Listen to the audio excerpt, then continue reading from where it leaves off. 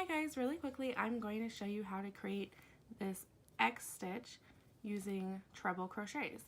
So this is the start of our row and we are going to chain one and we're going to yarn over 2 times and we're going to skip 3 stitches. 1, 2, 3, and we're going to work in the 4th stitch, creating a treble crochet.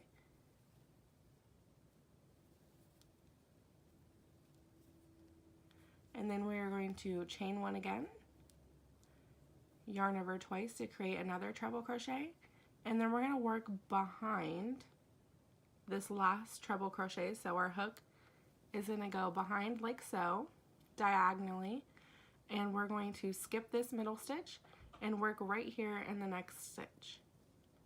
So we're going to insert our hook, we're working behind, and we're just going to create a treble crochet as normal.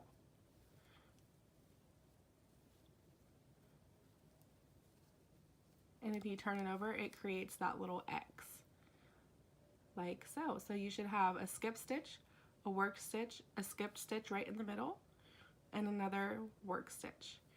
And you're going to chain 1 and keep repeating this.